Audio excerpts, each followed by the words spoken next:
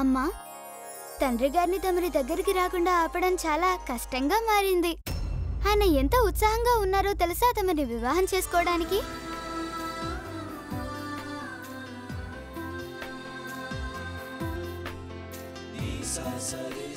పుత్రా, అమ్మనే ఆట పట్టిస్తావా? లేదమ్మా. ఏం చెప్పమంటారు? మహాదేవ, నేనొక సామాన్య ఋషిని మాత్రమే. నాకున్న ఆస్తంతా నా పుత్రిక మాత్రమే.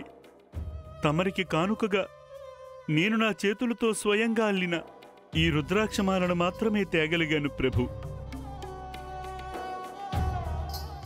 ఋషివర్య, తమరు నా కోసం అసాధారణమైన అమూల్య నిధిని కానుకగా ఇచ్చారు, తమరి పుత్రికని.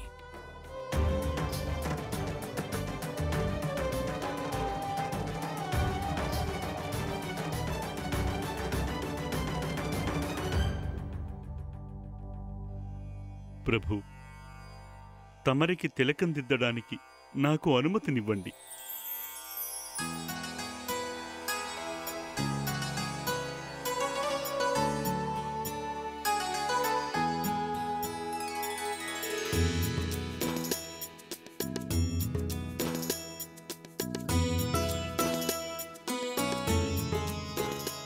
తమరు ఊరేగింపుగా బయలుదేరి రావలసిందిగా ఆహ్వానిస్తున్నాను ప్రభు. సాంప్రదాయానుసారంగా మనకు కాత్యాయన మహర్షి పిలుపు కూడా వచ్చింది. తిలకధారణము జరిగింది. ఇక మనము బయలుదేరడం మంచిది. తండ్రి గారు, ఆగండి. మరీ ఎంత తొందర ఉంది తండ్రి గారు? ఏమైనది పుత్రా? తండ్రి గారు, తమరి మామగారు ఎంత ప్రేమగా రుద్రాక్షమాలను తీసుకుని వచ్చారు. దాన్ని ధరించకపోతే ఎలా? అలాగే.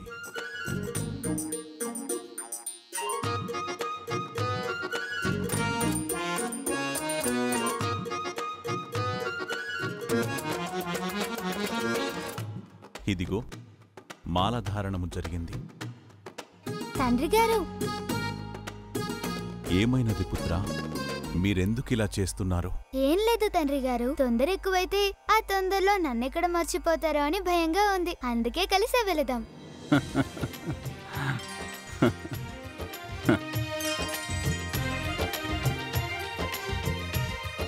కాత్యాయన మహర్షి, తమరు బయలుదేరండి. మేము ఊరేగింపుగా వస్తాము.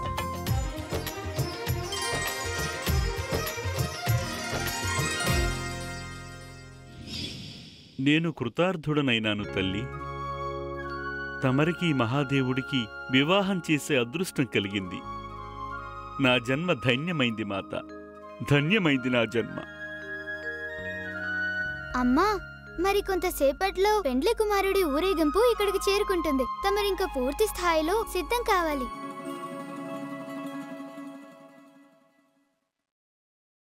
పుత్ర, ఇప్పుడింక శాస్త్రానుసారంగా వివాహ విధులు ఆరంభమవుతాయి. అన్నిటికంటే ముందు నాకు తెలుసు పెద్దత్తయ్య. ముందుగా ముత్తైదులు పసుపు పూసి ఆశీర్వదించడం. అందుకుగాని వరుడు తరపున నేను పసుపు కూడా తెచ్చాను.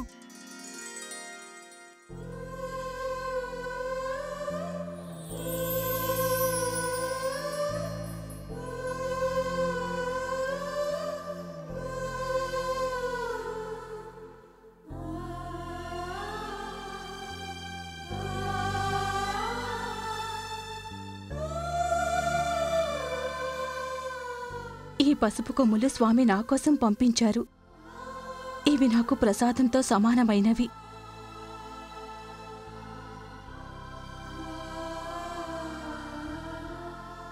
పుత్రా, ఈ పసుపు కొమ్ములు తీసుకొచ్చింది నువ్వే కనుక అందరికంటే ముందుగా నువ్వే నాకు పసుపు రాయాలి. సరే అమ్మా. అన్నీ సవ్యంగా జరిగిపోతున్నాయి. నేను కోరుకుంటున్నది ఒకటే, ఈ వివాహ కార్యక్రమం ఎలాంటి విఘ్నాలు లేకుండా జరిగిపోవాలి.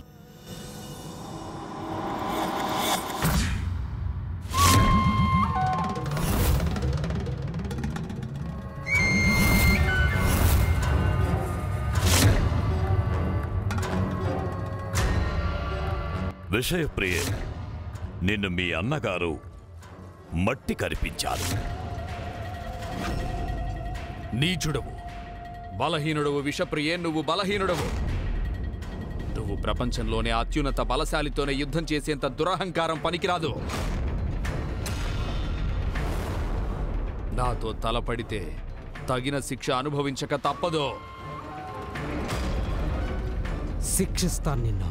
తగిన సమయం వచ్చినప్పుడు మోసంతో అయినా నిన్ను ఎలా మట్టి కరిపిస్తానో చూసుకో. శిక్ష అనుభవించక తప్పదు. నాతో తలపడితే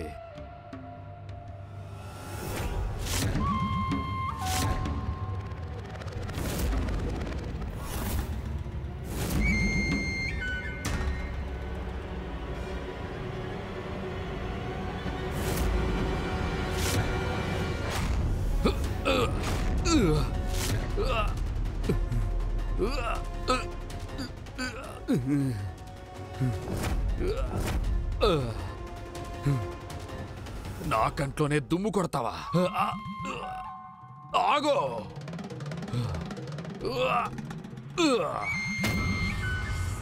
పారిపోయే ప్రయత్నం చేయొద్దు.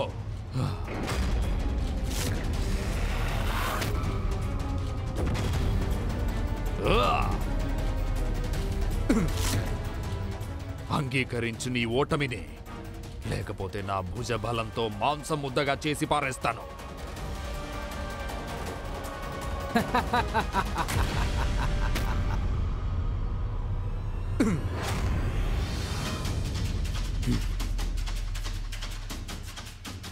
సుందర ప్రియే, భుజబలం ఒక్కటే ఉంటే సరిపోదు. నీ బల ప్రయోగం బొమ్మల మీద చూపిస్తావా? చూసావా? నీ బలమంతా నా ముందు నిర్బలమైపోయింది. నీ కాళ్ళ కింద ఉన్నది నేను కాదు, నా ప్రతిరూపం మాత్రమే.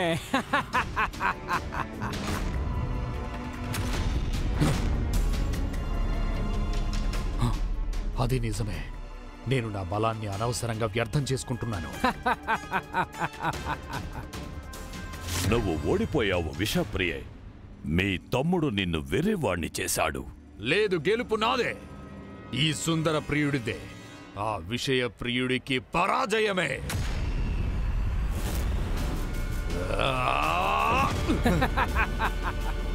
ఈ గుద్దు కాసుకో. సుందర ప్రియ, అదిరిందా దెబ్బ? ఇప్పుడైనా నీ ఓటమిని అంగీకరించు సుందర ప్రియా.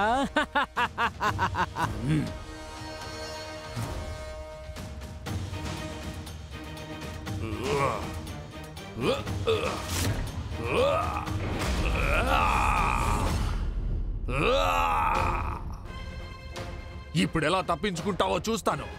ఈ బండ కింద పచ్చడి చేస్తాను. పచ్చడా? తప్పకుండా చేయి. కానీ ఎవరిని పచ్చడి చేస్తావు సుందర ప్రియా? నన్నా లేక వీణ్ణా? కాదు కాదు, వాణ్ణా? కాదు కాదు, నన్నా? నీ మాటలు నా దగ్గర సాగావు. నువ్వెన్ని వేషాలేసినా సరే అందరినీ బండ కింద పచ్చడి చేసి పారేస్తాను. అంతకు ముందు నా బాణాలు నిన్ను చీల్చుకుపోతాయి.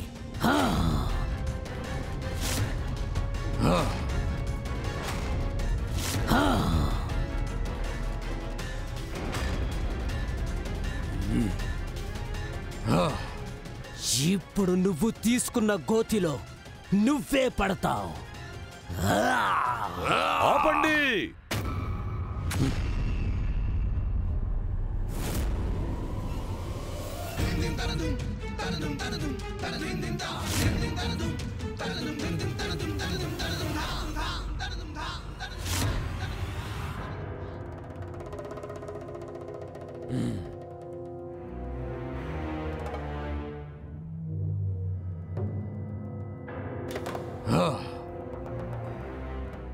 అద్భుతం, అత్యద్భుతం పుత్రులారా.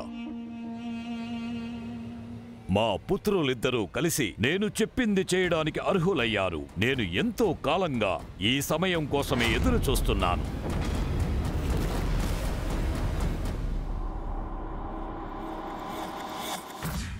సూర్యదేవా, ఇంకా ఎంత సమయం కావాలి మీకు? లోకాలన్నిటికీ కాలం విలువ చెప్పే మీరే ఆలస్యం చేస్తే ఎలా? మీరెందుకిలా చేస్తున్నారు?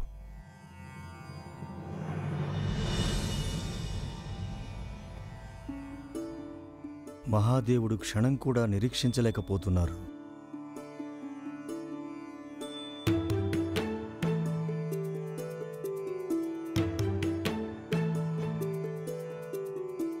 సమయం విలువ తెలియని వారితో వేగడం కష్టం. నేను వెంటనే వెళ్లి ఉమని వివాహమాడి ఇక్కడికి తీసుకురావాలి. శివశక్తుల కలయిక తక్షణమే జరగాలి. ఇంకా ఎంత సమయం నిరీక్షించాలంటారు బ్రహ్మదేవా? అయినా మహాదేవా, మనం ఎంత తొందరపడ్డా ప్రయోజనం లేదు. వధువు పక్షం నుంచి పసుపు రానంత వరకు మనం కదలడానికి వీల్లేదు. ఇదిగో వచ్చింది పసుపు.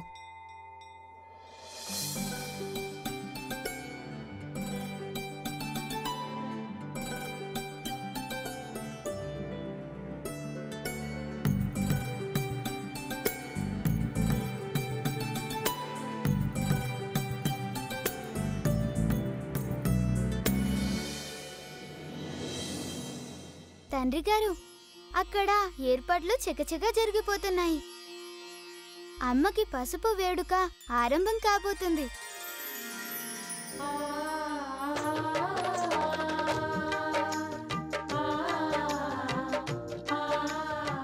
పార్వతీదేవి, మనం ఇంకా ఆరంభించడం మంచిది. లక్ష్మీదేవి, గణపతిని రానివ్వండి. అందరికంటే ముందు తనే నాకు పసుపు రాయాలి. మీరంతా అనుమతించినట్లయితే గణపతితోనే ఆరంభిస్తే బాగుంటుంది. కానివ్వండి. నాదా, తమరు సృష్టికర్త, పెళ్లి పెద్ద కదా, తమరే ఆరంభించండి. శ్రీహరి, నిజానికి తమరే ఈ కార్యక్రమం ఆరంభిస్తే బాగుంటుంది. అయినా నేను... నారాయణ నారాయణ.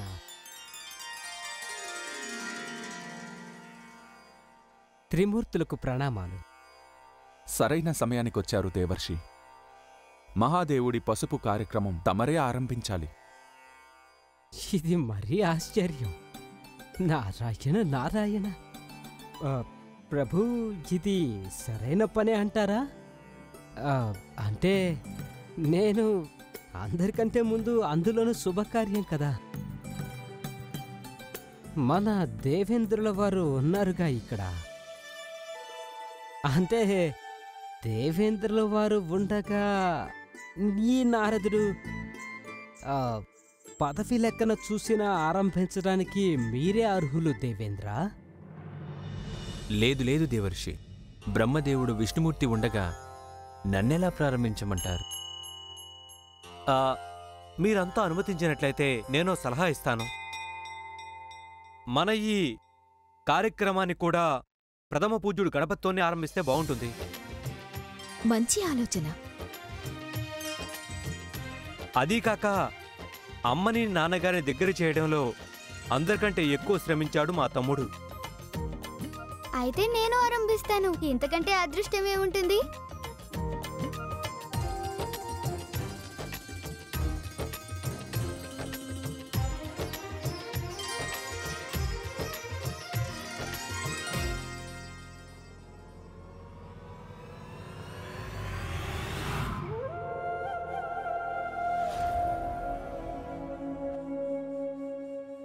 కానీ అమ్మ కూడా అక్కడ నా కోసం ఎదురు చూస్తుంటుంది. అయితే తమరు కాస్త ఓపిక పట్టాల్సి ఉంటుంది తండ్రి గారు. ఇంకా ఓపిక పట్టాలా? నేను ఇప్పుడే వెళ్ళి వచ్చేస్తాను. గణేశ, ఇలాగైతే ఉమతో నా పునర్వివాహం జరుగుతుందో లేదో చెప్పలేను.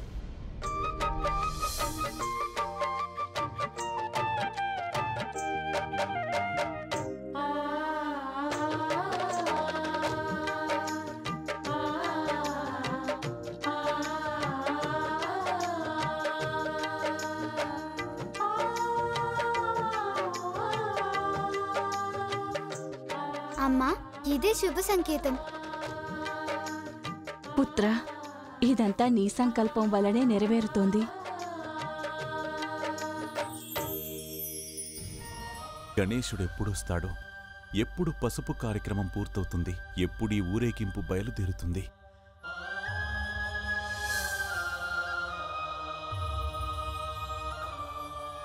తండ్రి గారు, ఈ పసుపుతోనే శుభారంభం. ఇంక కార్యక్రమం ఆరంభిద్దాం. సరే పుత్ర, నేను కూడా నీకోసమే ఎదురు చూస్తున్నాను.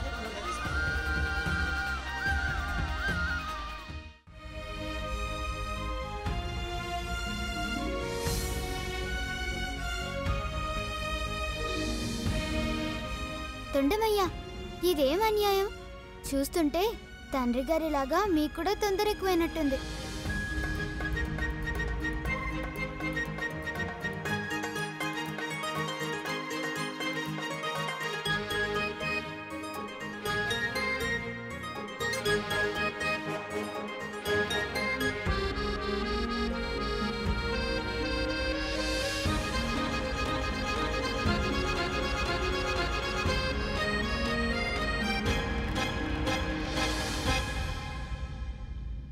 చేసింది చాలు గణేశ, ఇక ఆపు. ఇంకా ఉందిలేండి తండ్రి గారు.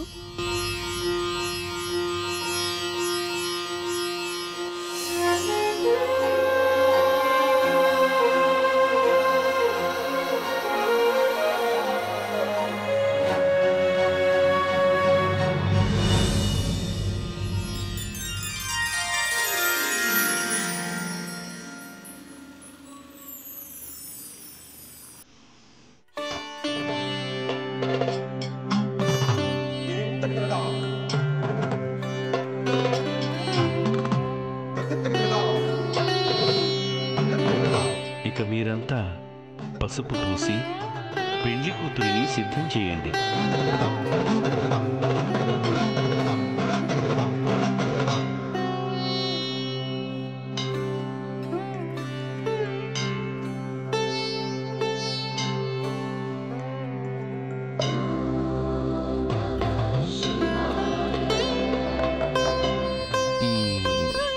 మహాదేవుడు అరచితులు ఏం చూస్తున్నారు?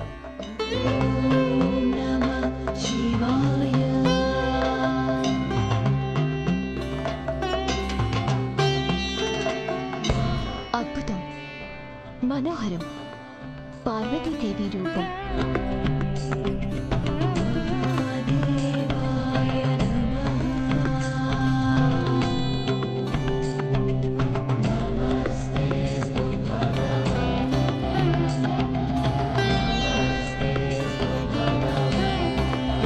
స్వామి,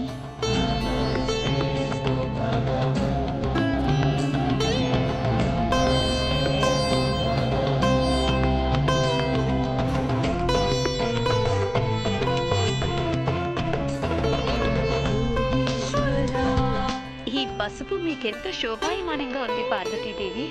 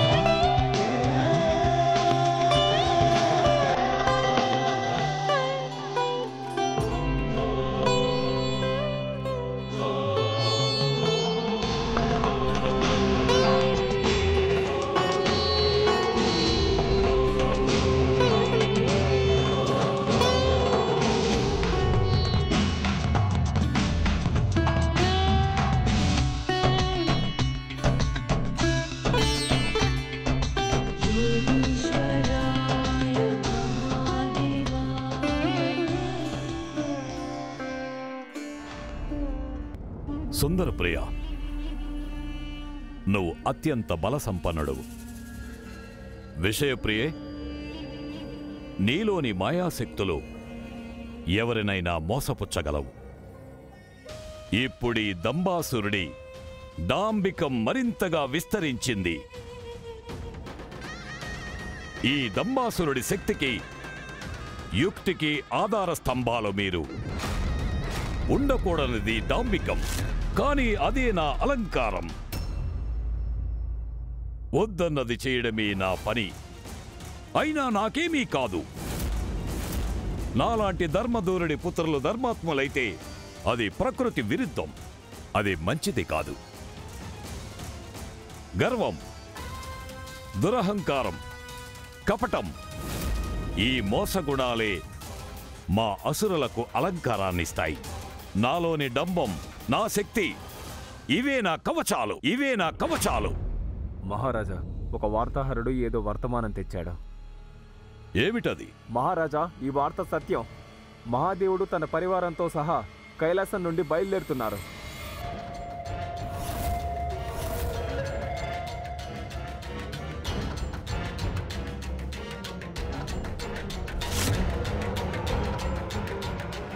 అంటే ఇన్ని సంవత్సరాలుగా నేను దేనికోసం ఎదురు చూస్తున్నాను.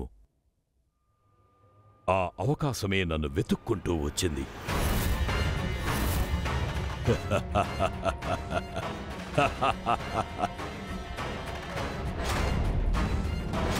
మహాదేవా,